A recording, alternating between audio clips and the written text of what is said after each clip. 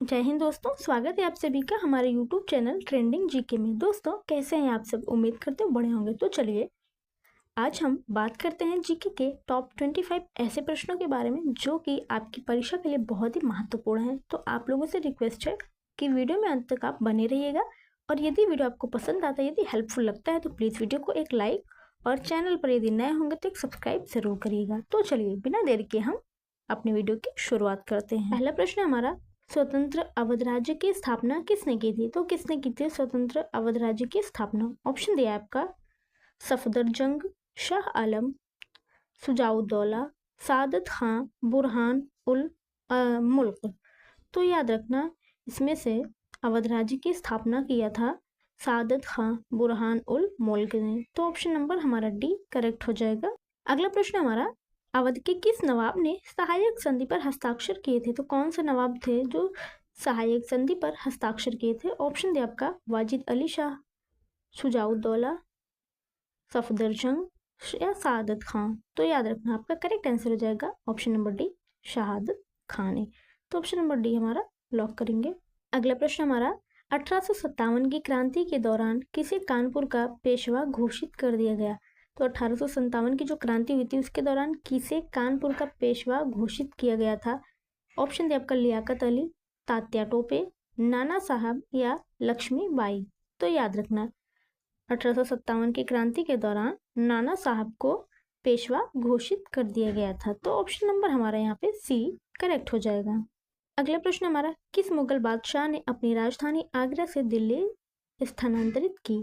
तो कौन था वो बादशाह जो अपनी राजधानी को आगरा से दिल्ली स्थानांतरित किया था? ऑप्शन आपका जहांगीर, शाहजहां, औरंगजेब या अकबर।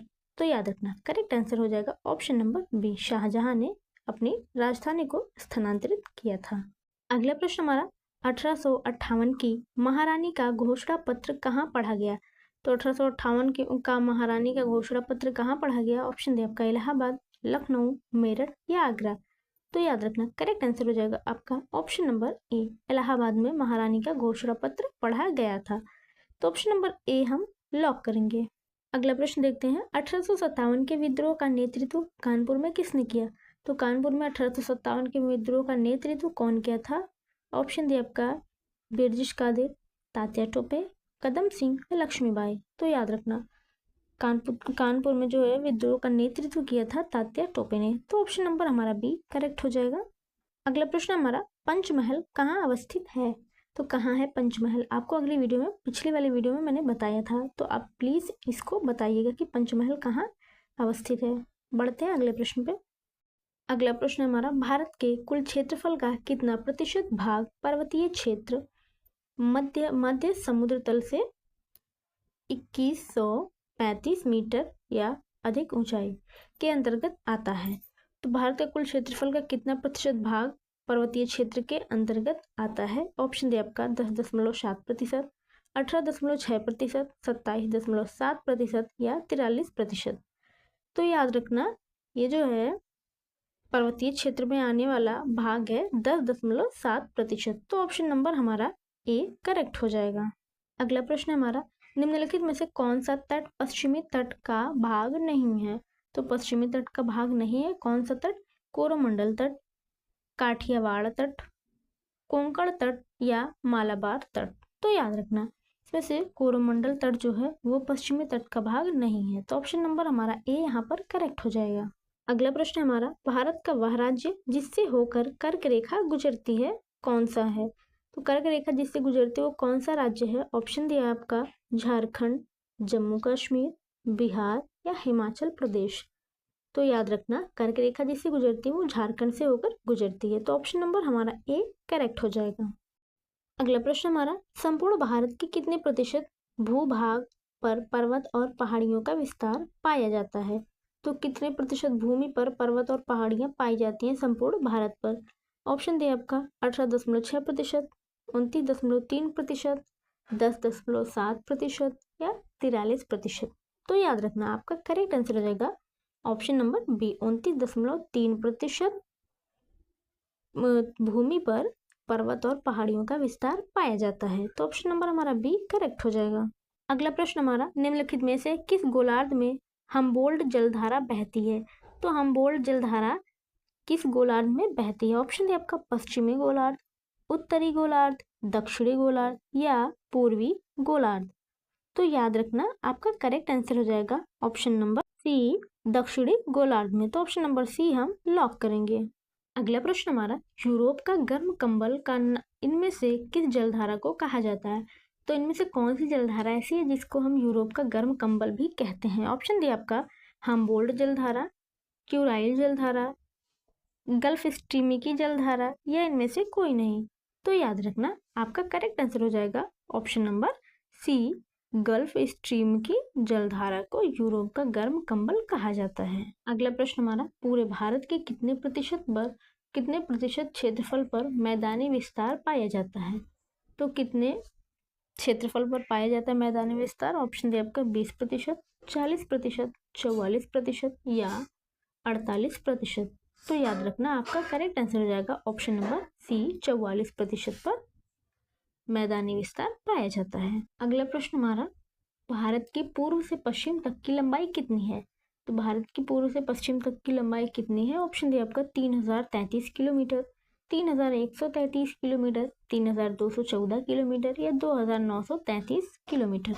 तो याद रखना ये है भारत की पूर्व से पश्चिम तक की लंबाई 2933 किलोमीटर। तो ऑप्शन नंबर डी हमारा करेक्ट हो जाएगा। अगला प्रश्न दिया हमारा, भारत का पूर्वी समुद्री तट किस नाम से जाना जाता है? तो भारत का पूर्वी समुद्री तट जो है वो किस नाम से जाना जाता है? ऑप्शन डी आपका दीघा तट, कोरोमंडल तट, कोंकण तट या मालाबार तट। तो याद रखना आपका करेक्ट आंसर हो जाएगा ऑप्शन नंबर बी, कोरोमंडल तट के नाम से जाना जाता है। अगला प्रश्न हमारा, कौन सी अक्षांश रेखा भारत के मध्य से होकर गुजरती है? तो भारत के मध्य से कौन सी रेखा गुजरती है? ऑप्शन दिया है आपका आर्कटिक रेखा, कर्क रेखा, मकर रेखा या विषुवत रेखा। तो याद रखना भारत की अक्षांश रेखा भारत के मध्य से गुजरती है वो है आपकी कर्क रेखा। तो ऑप्शन नंबर हमारा बी करेक्ट हो जाएगा। अगला प्रश्न हमारा, भारत में निम्नलिखित में से किस राज्य की तट रेखा सबसे लंबी है? तो कौन से राज्य की तट रेखा सबसे लंबी है? ऑप्शन डी आपका पश्चिम बंगाल, महाराष्ट्र, केरल या गुजरात। तो याद रखना गुजरात की तट रेखा बहुत ही लंबी है। तो ऑप्शन नंबर हमारा सबसे लंबी मतलब तो ऑप्शन नंबर डी हमारा करेक्ट हो जाएगा। अगला प्रश्न हमारा, 1857 की क्रांति का आरंभ कहाँ से हुआ था? तो कहाँ से हुआ था? ऑप्शन डी आपका मेरठ, दिल्ली, कानपुर या बैरकपुर से। तो याद रखना आपका करेक्ट आंसर हो जाएगा ऑप्शन नंबर ए, मेरठ से यह क्रांति का प्रारंभ हुआ था। तो ऑप्शन नंबर ए हम लॉक करेंगे। अगला प्रश्न हमारा, अवध का अंतिम नवाब कौन था? तो कौन था अवध का अंतिम नवाब? ऑप्शन डी आपका आसफुद्दौला, वाजिद अली शाह, शुजाउद्दौला या सफदर जंग। तो याद रखना आपका करेक्ट आंसर हो जाएगा option number B, Wajid Ali Shah जो है ये अवध के अंतिम नवाब थे। तो ऑप्शन नंबर बी हम लॉक करेंगे। अगला प्रश्न हमारा, उत्तर प्रदेश की राजधानी आगरा से इलाहाबाद कब बनी? तो आगरा से इलाहाबाद कब बनी उत्तर प्रदेश की राजधानी? ऑप्शन डी आपका 1857 में, 1858 में, 1863 में या 1850 में। तो याद रखना आपका करेक्ट आंसर हो जाएगा ऑप्शन नंबर बी, 1858 में उत्तर प्रदेश की राजधानी आगरा से इलाहाबाद बनी। तो ऑप्शन नंबर हम बी लॉक करेंगे। और वर्तमान में तो आप जानते हैं उत्तर प्रदेश की राजधानी क्या है। अगला प्रश्न हमारा, 1857 के विद्रोह का नेतृत्व बरेली में किसने किया? तो बरेली में जो 1857 का विद्रोह था इसको किसने किया था? ऑप्शन डी आपका लियाकत अली, मंगल पांडे, मौलवी अहमदुल्लाह या खान बहादुर। तो याद रखना बरेली में नेतृत्व किया था खान बहादुर जी ने। तो ऑप्शन नंबर हमारा यहाँ पे डी करेक्ट हो जाएगा। अगला प्रश्न हमारा, 1857 के विद्रोह का नेतृत्व लखनऊ में किसने किया? तो लखनऊ में किसने किया था यह विद्रोह का नेतृत्व? ऑप्शन डी आपका लियाकत अली, तात्या टोपे, कदम सिंह या बेगम हजरत महल। तो याद रखना आपका करेक्ट आंसर हो जाएगा option number D, Begum Hazrat Mahal ने लखनऊ में इसका नेतृत्व किया था। तो ऑप्शन नंबर डी हम लॉक करेंगे। दोस्तों ये रहा हमारा लास्ट प्रश्न, अवध का विलय किस गवर्नर जनरल ने ब्रिटिश साम्राज्य में कर दिया था? तो कौन से गवर्नर जनरल थे जो अवध का विलय ब्रिटिश साम्राज्य में कर दिए थे? ऑप्शन दिया आपका lord Dalhousie, lord Canning, Robert Clive, lord विले जलिन। तो याद रखना आपका करेक्ट आंसर हो जाएगा option number A, lord Dalhousie ने अवध का विलय ब्रिटिश साम्राज्य में कर दिया था। तो ऑप्शन नंबर ए हम लॉक करेंगे। दोस्तों वीडियो आपको कैसी लगी? यदि वीडियो आपको अच्छी लगी हो, हेल्पफुल लगी हो, तो प्लीज़ वीडियो को लाइक ज़रूर करिएगा। और हाँ, चैनल पर यदि नए हैं तो चैनल को सब्सक्राइब भी कर लीजिएगा, ताकि इस तरह की नॉलेजफुल टॉपिक की वीडियो आपको मिलती रहे। मिलेंगे अगली वीडियो में, तब तक के लिए जय हिंद, जय भारत,